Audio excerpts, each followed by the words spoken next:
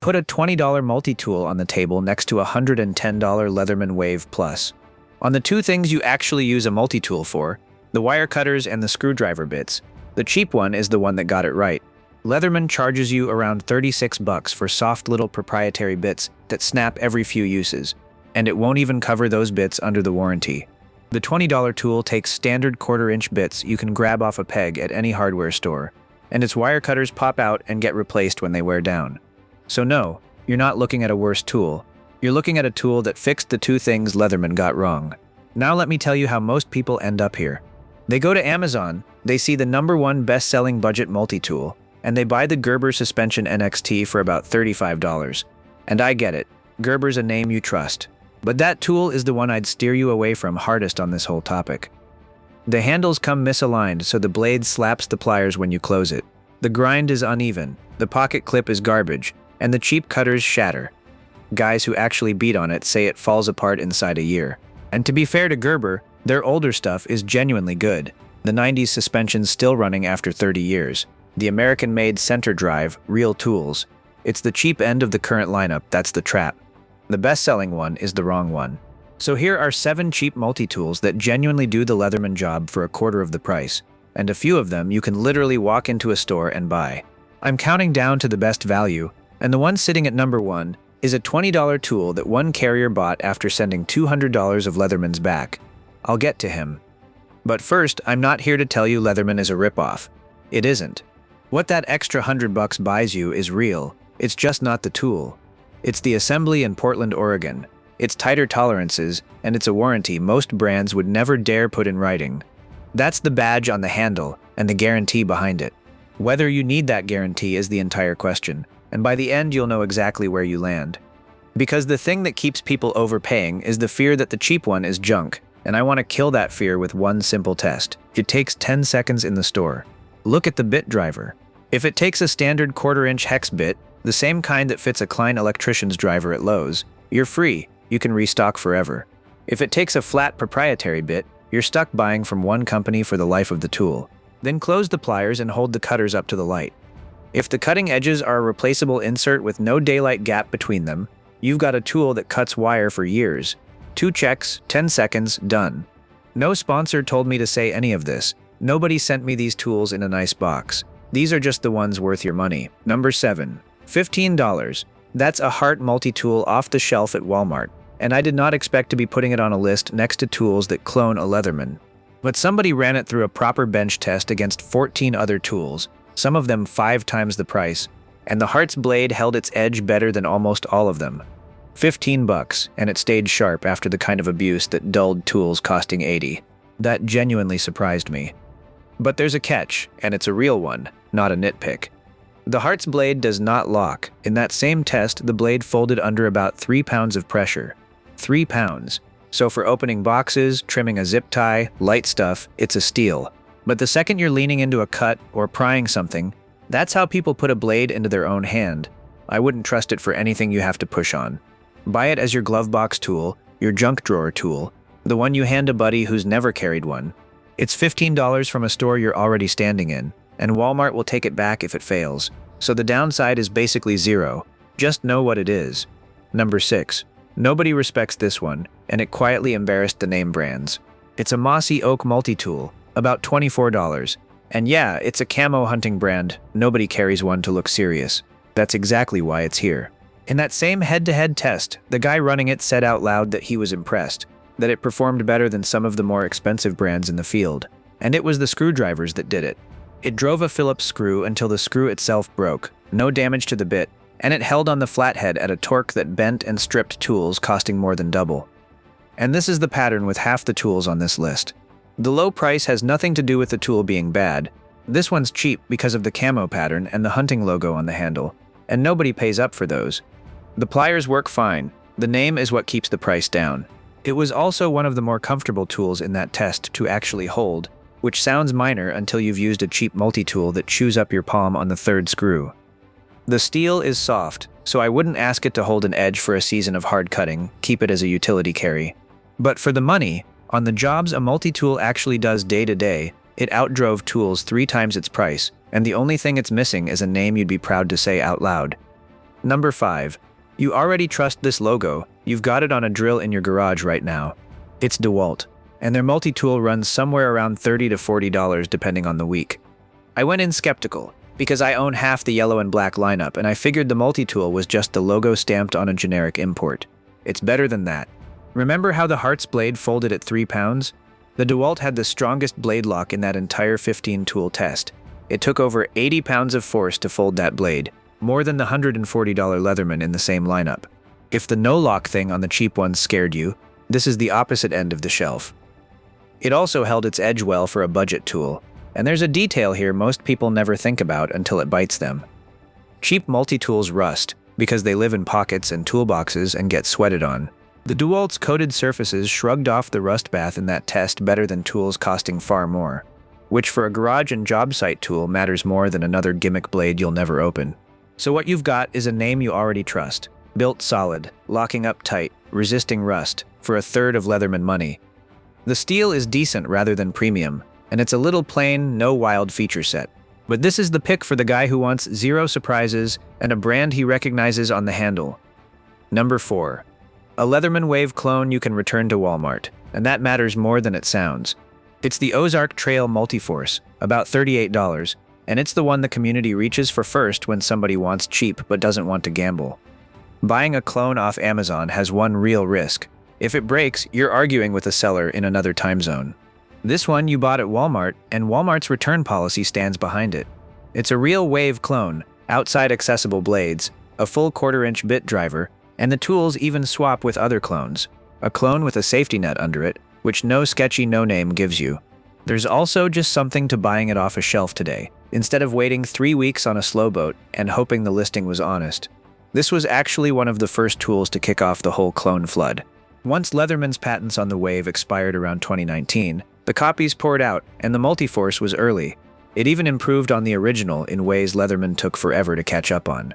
It put the long tools on the opposite side so the pliers don't pinch your palm, and it used those double-sided 1/4-inch bits instead of the proprietary flat ones. The knock on Ozark Trail gear, and it's a fair one, is that it can rust, bend, and disintegrate if you really punish it.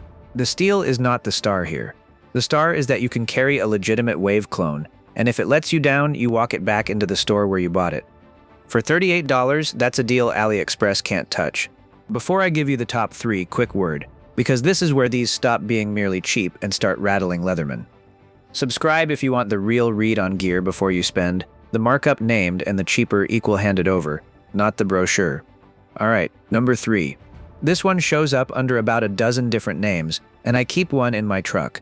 Call it a Leatherman Surge clone. The Surge is Leatherman's big heavy-duty tool, and it's crept up to around $150. This copy runs about $35, and the copy actually outspecs the real thing. The blade steel is a harder, more premium stainless than the honest workaday steel Leatherman puts on the real one. It's got external scissors, a locking bit driver, and it comes with the whole bit kit in the box. The same kind of kit Leatherman charges you $36 extra for. And the kit is the part that sells it. Mine came with a set of security bits, a full-size wood saw that clips into a T-shank holder, a scalpel holder with spare blades, spare wire cutters, and a little tool to adjust them. That's a complete tool roll in one package for the price of a Leatherman sheath. You'll see this exact tool sold as a day camping, a Byberry, a couple others. Same tool, they all come off the same factory floor in China. They just slap a different name on the sheath. That's the OEM game, and once you know to look for it, you see it everywhere. And when a guy took these clones and cut 16-gauge galvanized wire with them over a solid month of abuse, the cutters didn't fracture.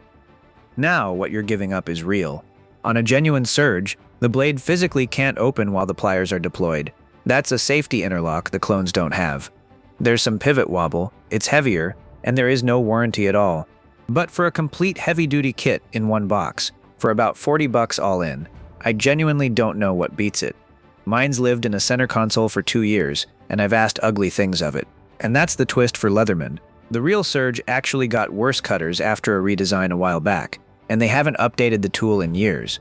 When the original stops improving and the copy comes with a better blade and a free bit kit, the gap only goes one way. Number 2 does the thing the expensive tools brag about, and it does it for $43. This is the Roxon Flash, and it's the one I hand somebody who's never owned a multi-tool, because it's the easiest to actually use. That one-handed deployment, where you flick almost every tool open with your thumb, no two hands, no digging a fingernail into a slot, that's the headline feature Leatherman puts on its priciest tools, the ones running north of $100. Roxon just gave it to you for $43. Roxon designed this one from scratch, and it outthinks the tools it's up against. Premium D2 blade steel, which is genuinely harder, and holds an edge better than the workaday steel on a standard Leatherman. Spring-loaded pliers, replaceable cutters right in the box, even a ferro rod and whistle tucked in if you're the outdoors type. I watched a couple of people who'd never held a multi-tool figure this one out faster than a real Leatherman, because everything just pulls open, and that's not nothing when you're buying your first one. A machinist I know, a guy who buys tools for a living and mocks most budget gear, told me Roxon quietly stopped being a budget brand, that his Flash goes toe-to-toe with a Victorinox tool costing twice as much. They used to have great ideas wrapped around bad steel, not anymore. And unlike the no-name clones, Roxon is a real growing company that backs the thing with a 10-year warranty, so you're not completely on your own if it fails. The fit and finish is still a half step under Leatherman, no getting around it, and Roxon makes a heavier model called the Phantom-Eyed Skip. But buy the right one, the Flash, and you're holding the feature that used to cost $100 for the price of a tank of gas. Before I give you number one more trick, because you can build something better than a Leatherman for less than the price of one. Take any of these clones with a standard bit driver and add a cheap aftermarket bit set, something like a Galvanox kit, which is actually harder than Leatherman's soft bits and about $10 cheaper. Now you've got a full clone plus a real bit set for under $70, and you can restock the bits at any hardware store for life. Do that, and you've out-equipped a $200 Leatherman with pocket change. Number one. A guy on the forums added it up, and he'd spent about $200 on Leatherman Skeletools over the years. So he sent them back and bought 2 of these instead, for a fraction of the money, and he says he's never looked back. This is the WorkPro Multi-Force, and it costs about $20. $20. Against a Wave Plus at $110, we're not even talking a quarter of the price. We're talking $20 against $110. And it gives you the actual Leatherman experience. Outside access blades, so you open them without unfolding the pliers. Every tool locks. Full-size spring-loaded pliers with real leverage and springs that are genuinely strong. Standard quarter-inch bits, replaceable cutters. It even comes with both a sheath and a pocket clip, when Leatherman has quietly stopped including sheaths on some of its own tools. Carriers overseas point out you can own 6 to 8 of these for the price of one Wave, and it comes sharp out of the box. This is the tool I point people to when they ask about those thousands of sketchy no-name multi-tools on Amazon. My rule is simple. If a cheap tool can't beat this one, it isn't worth your money, even at $10. This is the floor, and the floor is shockingly good. There's a reason this exact tool became a folk hero. Leatherman abandoned the cheap little tools a lot of us loved.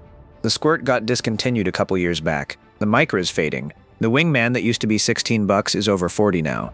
The Sidekick jumped from $30 to $70. People felt left behind, and they walked straight to the $20 tool that still does everything. Carriers will even tell you these come off the same factory line as tools sold under 3 or 4 other names, so you're paying for the metal and nothing else. Now the WorkPro isn't perfect, and this is where I close the loop I opened at the very start. The scissors are great, the rest is thinner metal than a Leatherman, and it'll bend if you truly go to war with it. This is a spare, a loaner, the tool you can lose without a second thought. It is not a 20-year heirloom, and it doesn't pretend to be. And that word, heirloom, is exactly where the real Leatherman earns its money. Because I'm not going to pretend the warranty doesn't matter. It's the whole reason people forgive the price. I've watched guys snap a plier tip off a Wave, mail it in for the cost of shipping, and get a brand new current tool back in a few days. No questions, no receipt. A tool that got run over by a car, replaced. That's 25 years of insurance, 40 if you register it for free. If you beat on a multi-tool every single day for a living, that warranty is cheaper than rebuying clones, and I'll tell you to your face to buy the real Wave or Surge.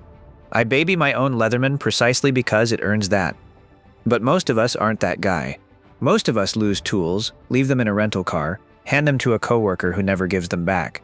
Someone breaks into your truck and the multi-tool in the console is the first thing gone, and the warranty covers almost none of that. It won't cover rust, loss, or theft. And outside the United States, it's often useless because there's no one local to honor it. So for the guy who loses stuff, or carries casually, or lives anywhere Leatherman can't reach, that guarantee you're paying $100 for is a guarantee you'll never cash. So the way I'd actually decide it comes down to 3 simple reads. If you want a real Leatherman on the cheap for that warranty and that American steel, skip their worst budget tool, the Rev. It's got no spring pliers and a blade you basically need 2 hands to open. Get the Wingman or the Rebar instead. If you lose tools, carry light, or you're outside the States, buy the WorkPro or a recognized clone lineage and don't look back. And if you make your living with the thing in your hand every day, buy the real Surge and let that warranty do its job. The money was never really about the tool being better. On the cutters and the bits, the 2 things you touch most, the cheap ones already caught up, and in a couple of cases they passed it. You're paying the extra 100 for the name on the handle and the promise behind it. Now you know exactly what that promise is worth to you. So one question for the comments. Have you ever actually put a Leatherman warranty to the test and had them come through for you? Or did you go cheap and just stop worrying about it? I genuinely want to know which side of this you land on.